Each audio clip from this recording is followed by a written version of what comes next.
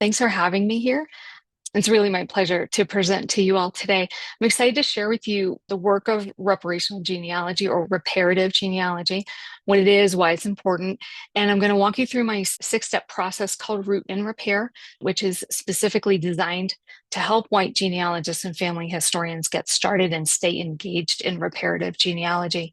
I'm sure some of you already have some experience with this. It's my intention that you also will hear something new or perhaps get a valuable reminder in this next hour. I want to preface this talk by saying that it can be uncomfortable at times. This can bring up kind of unexpected thoughts and emotions. So if that's the case, first, just know you're not alone. And two, please take care of yourself in whatever way that you need to. Now, since there are varying ideas of what reparative genealogy is and what it includes, I'm going to start by defining that term.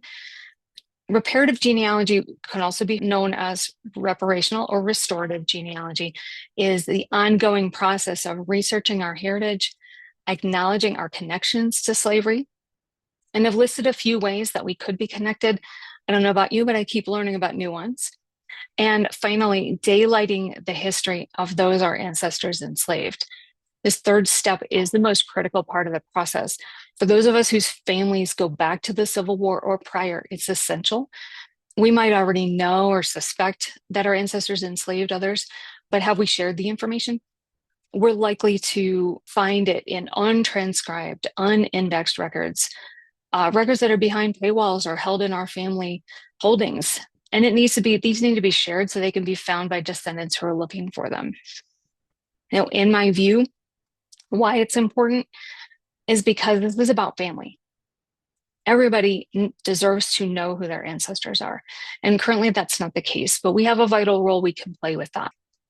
Now, this is an overview. Like I said, Root and Repair is a 3-phase reparative journey. There are 2 steps within each phase. First stage is discover. We examine the historical context in which our ancestors lived and our role within that. And the first phase is easily, in my experience, easily skipped over or avoided altogether, but it is the most critical. So that's why it is at the start of the process. The second phase is dig. So we do the research, we compile the findings. We've done the work in the discover phase first, and we're in a reparative mindset to be able to do the research responsibly and compile it in ways that are nuanced and appropriate for the places we're going to be sharing it. While you might also have experience doing that, but the nuance of the reparative perspective is very important in phase 2.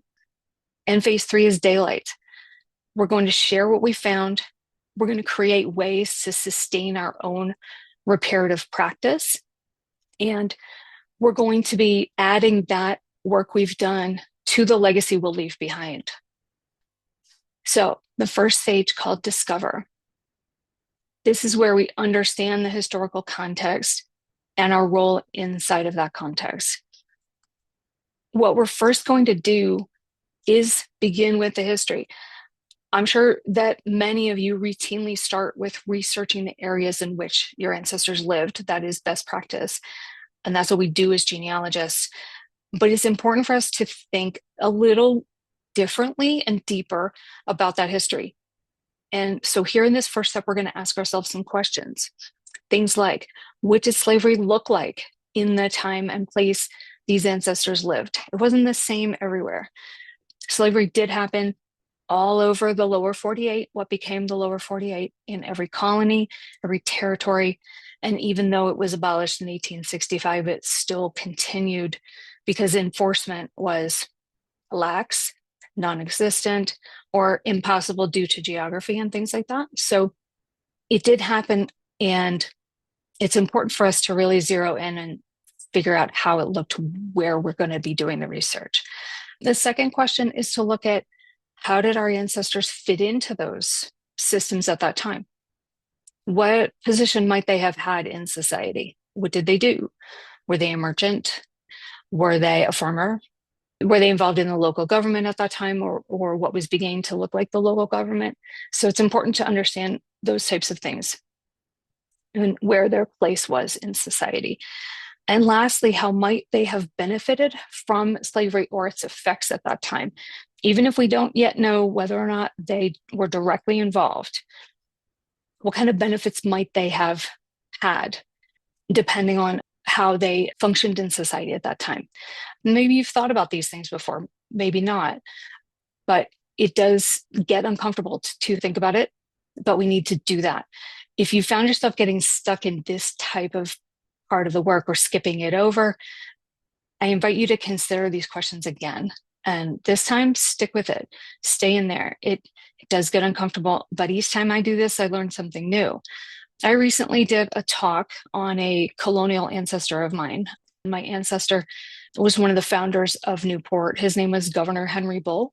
And I already knew something about who he was, but as I was preparing for this talk, I did more research. And in doing that, I debunked two myths that I had been underneath. One is that slavery occurred in New England. I knew that it didn't, but I was still kind of like, maybe in little places or pockets it didn't, but I was wrong about that. It did, of course. And what I found out in my research was that they just used the term servant for everyone, whether they were a white person under an indenture contract or they were a Black person with no contract and a lifetime of enslavement. So the word was the same. That's the first thing. And the second myth I debunked was that Quakers owned slaves, and he was a Quaker. I didn't know he was a Quaker, but then I also found that he enslaved people.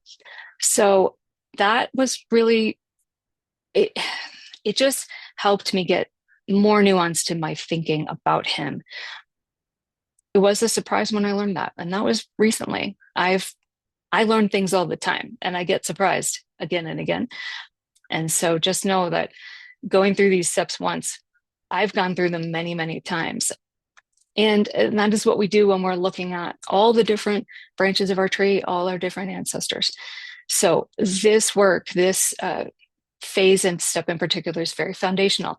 It's going to place us there in time alongside our ancestors and ask us to look and see more than what we've been willing to see before.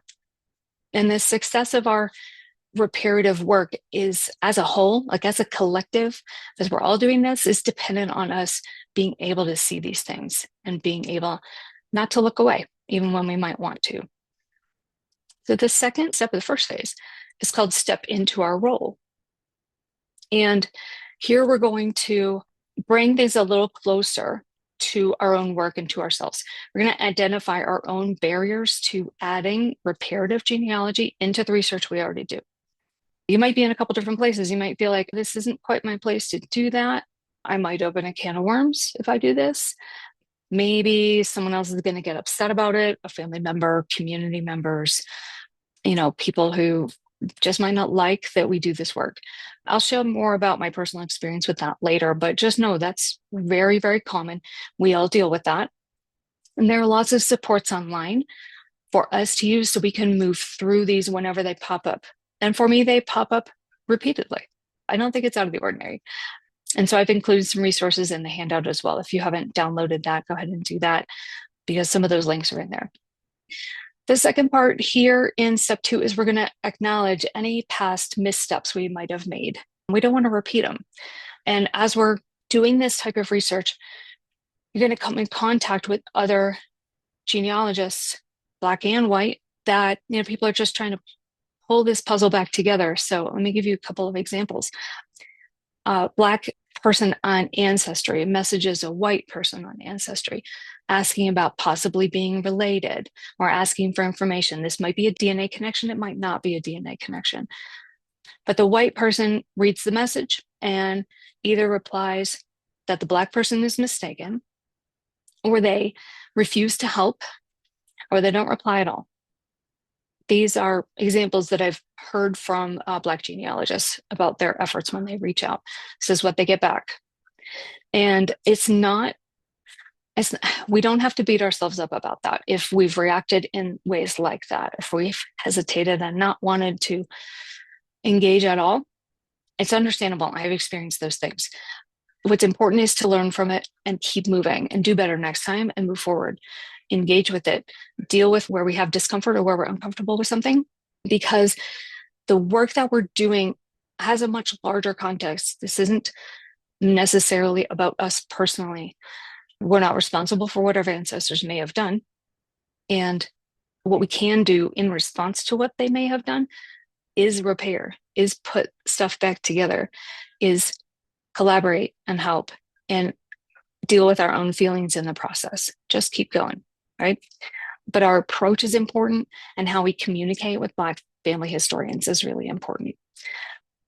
And last, we're going to craft and use a personal purpose and accountability statement. And we pair that with a right-sized scope of work to guide our research. So when I do the root and repair workshop, this is part of that work, is we're going to craft these statements. We need a guidepost. We need something to, when we get stuck and when I get bogged down, I have to remember why I'm doing this in the first place. And that's what the statement is for. That's where I come back to and go, oh, right, this is about family. This is about my family and other people's families. And I know that in my own family records, some of which are online, some of which are not online, there's pieces of other people's puzzles in there because those people were enslaved by my people. So my job is to get the pieces out in the open because other people are looking for their family. And so when I get stuck and when I get, I don't know, stopped in any way, really, I come back to that and I go, okay, it's about family. Let me do what I can to move forward. And how do I need to support myself in order to do that? So now we're going to go into phase 2. Once you've done that foundational work and gotten ourselves in a reparative mindset where this is larger, this is about more than just us, now we research. And the research, I'm sure a lot of you do a lot of research. And you may have also found out about enslavement by surprise. You might have stumbled upon it. Someone might have messaged you, like I was referring to earlier. That may have been a surprise to you. It's pretty common. And you may not have reacted in the ways that I described earlier. You may also not have done the types of work that I outlined in steps 1 and step 2. But that's the reason why I put them in there. So if you stumble upon or discover enslavement by surprise, you can go back to step 1, step 2, and get more thorough, get more nuanced, understand the big picture of that time frame, and also how that feels to you or how that impacts you personally, and then come back to the research. And so what we'll do here when we're in the research phase, step, is be able to focus on one ancestor at a time. We want to go slow. We want to be thorough. One ancestor at a time. And I know that, especially if you use the fan club method, you are researching friends, associates, neighbors. Yes, that's true, but go very slowly because you want to turn over every rock you can find. That's what we're here to do in this type of research. Stay focused. So make notes when you find shiny objects you want to follow. I have the same thing, right? I want to follow all the things and go down all the different paths, but it takes some discipline to stay focused because we're going to go very, very small level, like low level here. The second thing I recommend in the research phase is to get hyper local. So you do want to look at small museums, small cemeteries, lesser known historical genealogical societies, government websites, town websites, regional or region specific online magazines and newspapers. When I was researching that talk on Governor Bull, I researched the online archives of the most local historical societies. Now, doing this led me to something called the Colonial African American Cemetery, also known as God's Little Acre. And this is where enslaved people are buried, many with headstones and inscriptions, which is unbelievably rare. And when I looked at their website and searched the names that they have put online, I found names of more people that had been enslaved by the Bull family. So these are people that I now need to research going forward in time to see if I can connect them to their living descendants, which is the overall objective here, right? For people to find their family. It can be something that we can do when we find these names to research them forward towards the Civil War, towards emancipation, to the 1870 census. Another example of getting hyperlocal would be to talk to lineage society chapters in those areas, as close to that area as you can get. Organizations like the Daughters of the American Revolution, Sons of the Confederacy, any of the colonial dames organizations, Sons and Daughters of the Colonial Militia, things like that. Find out if they know anything about the ancestor you're researching. They might. So if you are already a member of a lineage society, you might ask, inquire within about what they know about your ancestor. If you're not a member, perhaps this could be a reason why you might join. This is one of the reasons why I joined. I didn't join until, I don't know, the last 2 or 3 years. I could have joined a long time ago to the DAR and the colonial dames and things like that, but I didn't have a reason that was compelling to me. And reparative genealogy is a compelling reason for me. So I have started to join where I can. And I'm doing that both to find out about my own ancestor, but also to understand the ways in which there are other enslavement happening by, how do I say this? My Colonial Dames Society maintains some historical buildings. Those buildings were built by enslaved people. So I'm also interested in how the organization as a whole is telling the stories of the enslaved people there. So they're not related to me or they're not connected to my ancestor, but it's still part of the same conversation, so to speak. So that's another place where I'm actively doing some work. And the last place in terms of hyperlocal resources is right in our own family holdings. So family Bibles, plantation records, family history narratives, previous research that another relative might have done a while ago. You may have already inherited things from those people. I know I have. And I'm taking time to look through what's been done already, not only to see if there's more that I can add, but also what did they find? Where are they, in reading their research, is it giving me any clues about places I haven't looked yet? And as always, you want to rigorously document what you find, both positive and negative, and keep track of those things. So now I'm going to go to step 4, we're going to compile. Now, either we're going to find evidence of enslavement or we won't for now. Of course, if you're doing in-person research, you may have access to records that aren't online, of course. And if you have the ability to go to every place, you'll be able to find more things.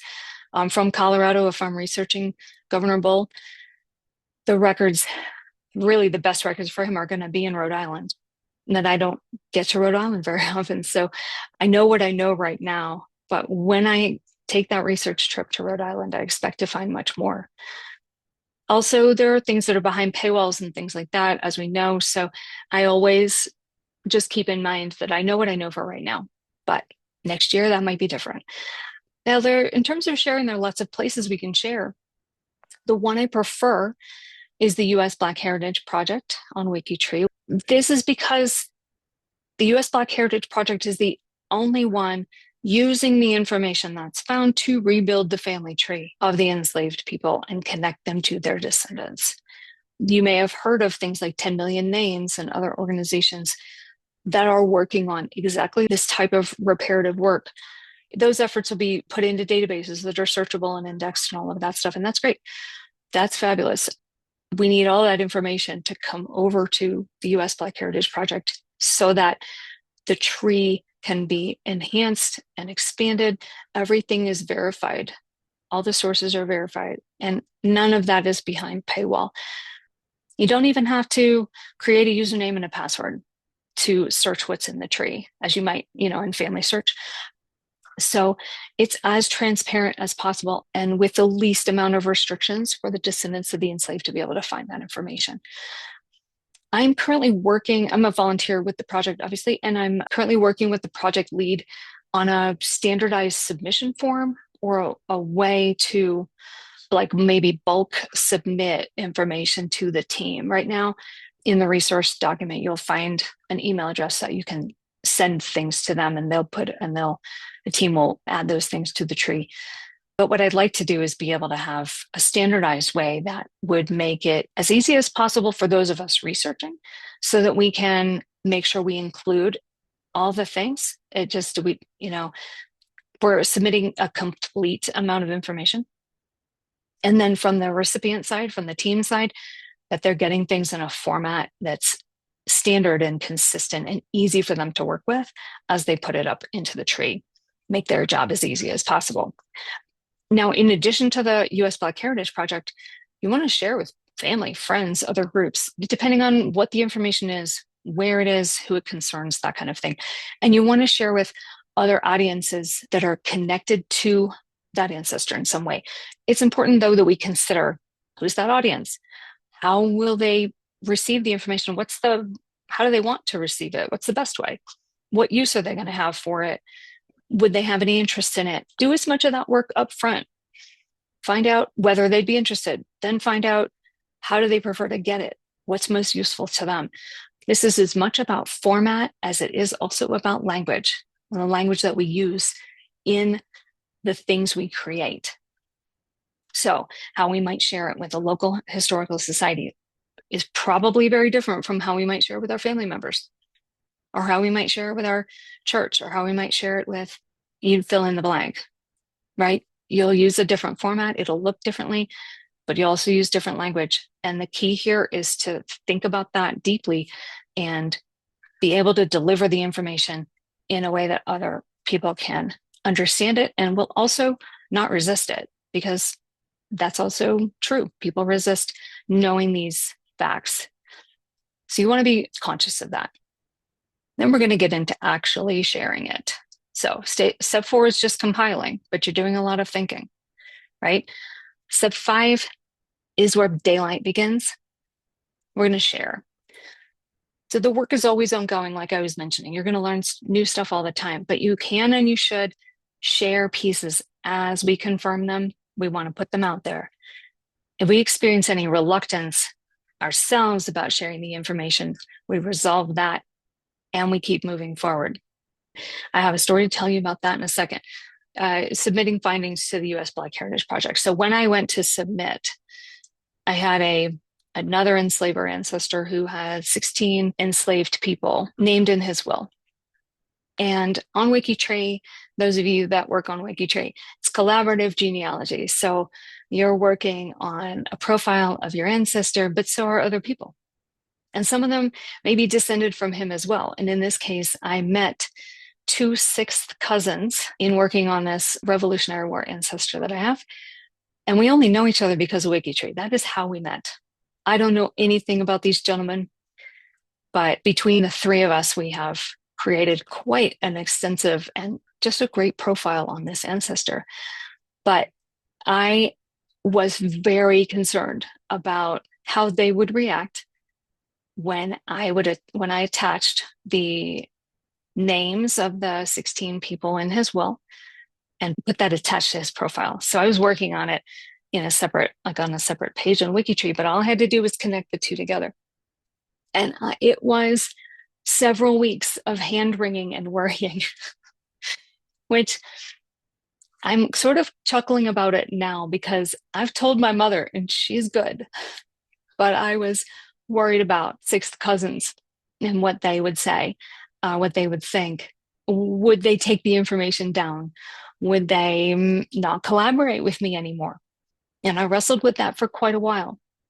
And then I just had to take a deep breath, push save, and keep going. And, sometimes you got to close the browser window and just keep going. You can do that. That's in a sense what I did. Someone else is going to be looking for those names. They need to be up there. I just need to deal with whatever it is that I have about that and get that out of the way so I can make that information available for others. So in the resource document, you'll see that email address of the US Black Heritage Project, and that is where you send things for now. Another option would be to join the project. There's a couple hundred people working on this. It's a wonderful team. And you can join the project, learn how to contribute the information yourself. They provide the training. and be part of what we're doing. And we would welcome you into that. And the last thing that we do is we share findings with family, friends, and others, like I mentioned. And again, the more you talk about it, the more comfortable you get. This is my experience. I've had those moments, like I shared, and the more I just kind of push through those things, it might be a small thing, it might be a larger piece of information that you're hesitant to share. Start with the small ones. Those are the quick wins. And it gets more comfortable as you go, it gets easier to do. So the last step that we're going to do is put our attention on sustaining the momentum we've created. This is where we commit to the long-term reparative engagement and legacy building. This is a marathon, not a sprint. I know that's not news. Everybody knows that genealogy is never a sprint. But this particular process, I've repeated it many times. I have many more to go. I've got a lot of branches that I want to investigate to see if there is any connection to enslavement, to see if there are any names I can bring out and to share with the project so that someone else can find that information. For me personally, I know I'm the one in my family to do this. There isn't anyone who has done it. There isn't anyone who is doing it. So it's me, and I'm good with that. So this is at step 6 is where we're going to make that commitment to keep doing this and go back to another line and go through it again. Now, any long-term commitment like this is best supported with a plan. So in the workshop, we're going to draft a personal or family daylight plan to guide our future efforts. That plan is going to include family lines we intend to research, at least one ongoing legacy practice, which might be something like volunteer work, donation, additional research or pro bono research, mentorship, or written history. It's going to include at least one descendant or justice-centered effort to support. Maybe it's an archival project, maybe it's fundraising, scholarship efforts, things like that. And it's going to include a list of family members or friends to share the plan with. People that you want to include, people you think would be interested. You might also inspire them to create one of their own, to dive into this work themselves, or maybe they know that genealogy person in their family who might be interested. It's important to know there's no right plan. What you want to think about is what would be most effective. And for me, the most effective plan has been a plan that bridges personal privilege, connection to enslavement, and individual talents and skills and identities and communities. So things are important to me. I mentioned earlier the DAR and the Colonial Dames Lineage Societies. I joined those because that's part of my identity. For a long time, I didn't want to be connected to that part of my identity, if that makes sense, because I knew I qualified, but I didn't want to join. It didn't fit who I was. And I wouldn't say that it even fits who I am now, but it is part of my identity. I do have ancestors that go back that far in the United States, and I learned to embrace that part of myself because as a human being, we're complex. There's lots of things that are part of us that make us up. So in my plan, there's lineage society membership and involvement. There's the connection to enslavement. I have both direct enslaver and agent, like a slave agent or a leaser, which I learned about. And then the third part of the plan being my talents, my skills, my identities, my communities. So I'm a genealogist. So I provide pro bono research to the Black community. I'm a project manager. I have 25 years of project experience. I can manage projects. So where I can donate those skills, provide those skills for free, I do that. So again, that's all in my plan. And my plan is not formal or whatever. It's a handwritten, mind map sort of thing. So it can be however it works for you. This is what's important. It doesn't have to be a list, doesn't have to be a spreadsheet, doesn't have to look fancy. It needs to work for you. It needs to be designed and functioned in a way that you'll come back to it and that you'll want to work with it and you'll want to update it as you go. So I want to leave a good amount of time for questions. So I hope you have a lot. Reparative genealogy really makes plain how connected and intertwined our families are and always have been. For white people, it takes courage to look honestly at these facts of our ancestors' lives and then to choose to do something positive with what we find. On the last page of the handout, I've included 2 ways that I can support you moving forward. But no matter your choice, I hope you'll join me in this effort. Thank you. Thank you. So we'll have a few minutes here for questions. The first one here is asking, does the U.S. Black History or the U.S. Black Heritage Project include people who were not enslaved? What is the most current birth or death years of the people recorded in the project? The project, I don't actually know the second answer. What is the most current? I mean, it goes back as far as we can find records. So, for example, the Revolutionary War ancestor that I spoke of is he died 1808. So that's one example. But there are people in the project, a couple hundred people working in the project. They are working anywhere from the 1880 census backwards. So I would Okay. say the 1880 is the most recent, but they're focused on the period of enslavement. So roughly 1619 to the 1870 and 80 census, because that is the critical connection point. Those are the connection points between the enslaved who are nameless prior to that and the living descendants. The first part was asking, does it include people who were not enslaved? Does it include free Black people, if that's what is meant by that? Mm-hmm. It probably does. That is not in the work that I'm doing on the project. I'm working on the enslaver enslaved relationship. So I'm rarely running into free people of color just based on what I'm focused on. But yes, if they're free people of color, they are probably included in that. I would assume they are. Um, and the US Black Heritage Project as a whole is like a subset of the United States project on Wikitree. And Yeah. on that same topic, you Mhm. mentioned submitting findings to the project via the email address. So the next question is there any particular way to send them? How do you join the project? In the handout, there is a link to the project itself. Click that link. That is the main page for the project on Wikitree. And about midway down the page, it'll talk about membership or how to become a member. So that's that. How do you join that? Um, the I'm sorry, I always forget the first part because I'm addressing the second part first. Is there a particular way to submit, right? Mhm. No, no, there isn't. Um, all I would say is include as much as you can. You can send them PDFs, JPEGs of records that you've taken screenshots of. If it's something in your own house and you took a picture of it, you can send that along. Um, but to the best of your ability, tell them where you found it, how you found it, provide a source citation or the name of the repository, things like that, because we do hold ourselves to a high standard in terms of sourcing this information. We're not going to put stuff up there that we can't link to and definitively provide a way for a complete stranger to find that information. We're not just putting it up there because someone emailed us and said, hey, my ancestor enslaved so and so. We're going to go back to them and ask for more information.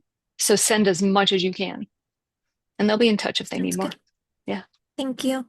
Mm-hmm. The next question is, are you familiar with the efforts of the DAR to research involvement of enslaved persons in any of their historic properties? I'm not yet. I would like to. I have a spreadsheet going. I'm someone who keeps spreadsheets about things like this. So I've started a spreadsheet for the colonial dames, but I have not yet started one for the DAR and their historical properties. But same method would apply. Yes. Um, and I start as close as possible. So the first properties I started looking at were the ones in Pennsylvania, which is where my colonial dames membership is. Um, and then I work out from there. So if you're someone in the DAR, I know that we have um, an effort to provide and to prove new ancestors that were previously not included: women, people of color, indigenous people who fought uh, on the side of the Revolutionary Patriots. Um, so I don't know if that project also includes properties, the properties that are maintained by the DAR now. It's a really good question, and I would invite you to inquire in your local chapter or do some research online. Talk to your state, to your state organization too, and understand what the efforts are. And if there aren't any, then consider being the one. Thank you.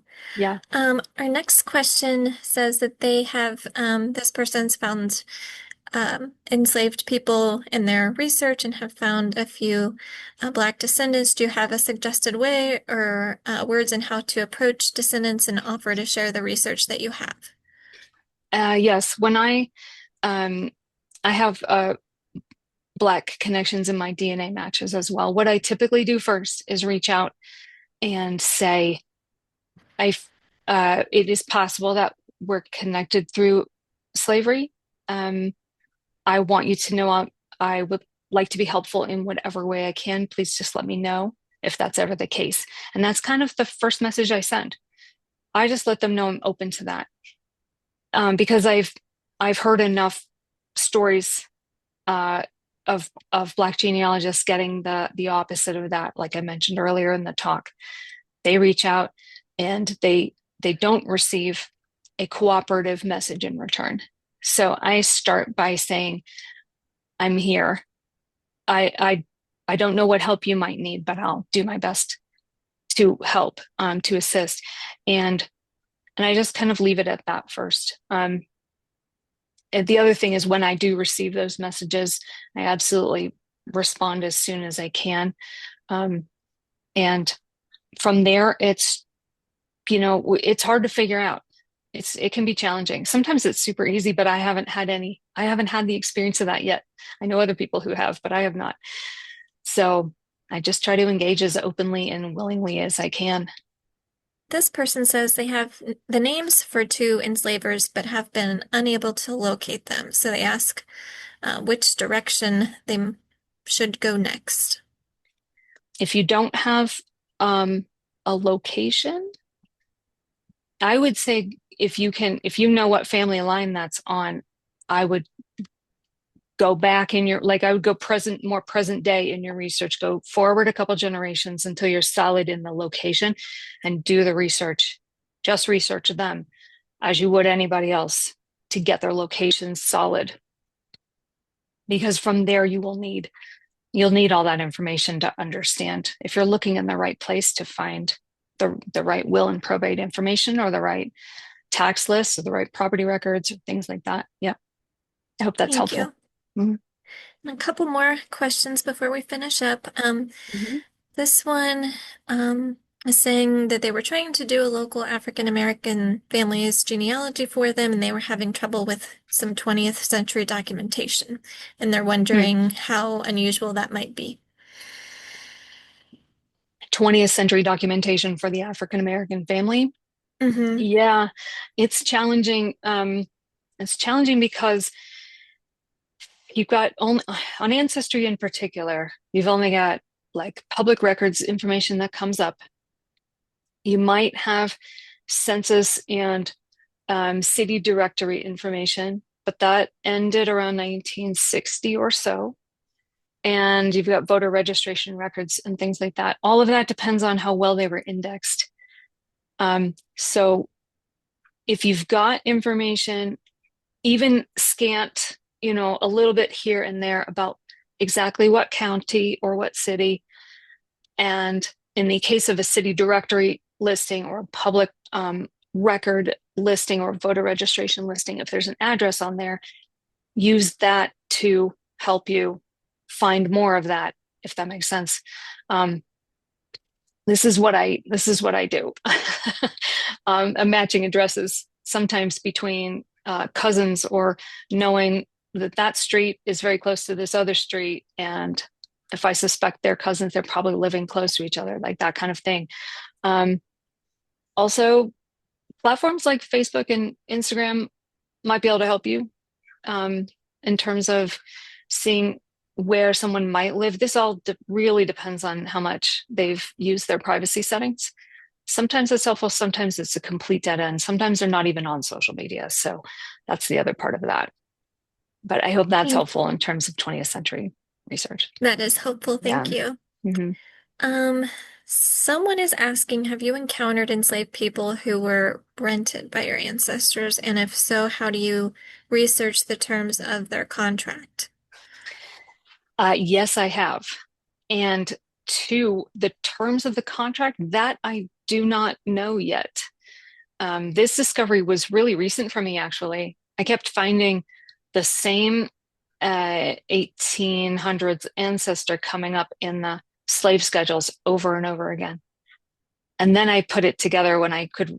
In some cases, the fine print, like they handwrite it so small in there, but I was finally able to make out the word agent. And I thought, okay, that's why he's listed here.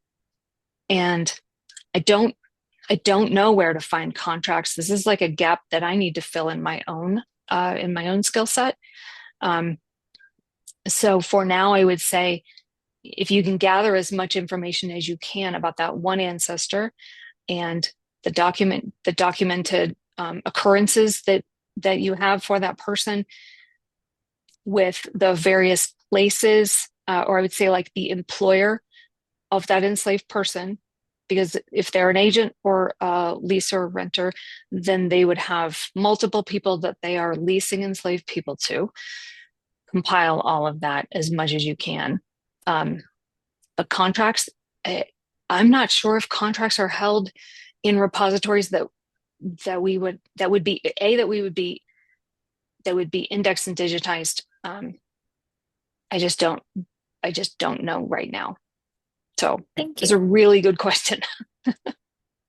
And we'll do one more, but before we get to that, just wanted to mention that if anybody would like a copy of the chat or if you'd like to maybe send us additional questions, please send us an email to genealogy@acpl.info and we'll get back to you. And for our last question, this person is asking if your enslaver family has wills or documents that are more easily found on public websites like Ancestry or Family Search. Is it safe to assume that the Black History Project or the Black Heritage Project already has those names, or how would they go about finding that? Um, I would say it's not safe to assume that the Black Heritage Project has already covered that. Um, what you can do is you can look on Wikitree to find your ancestor. Like, first, find out if there's a profile created for that person. And if there is, then look through the bio on that profile and look through the sources and see if it's there. And if it's not there, then you can submit that. Thank you. The project itself, just to give you some context, is not even 10 years old, the Black Heritage Project. So there's a couple hundred people, yes. However, there were several million people enslaved at the time of emancipation. So we have quite a big puzzle to reconstruct. And it's going to take all of us. So check Wikitree first and find out if it's there. Thank you. You're welcome. So that will finish us up. And again, please send an email to genealogy@acpl.info if you have any additional questions or would like a copy of the chat. So thank you very much, Martha, for your Mm-hmm. presentation and for your time today. And thank you to everybody for attending. Thank you very much, Kate. Thanks. Have a good day. Bye-bye. Thank you. You too.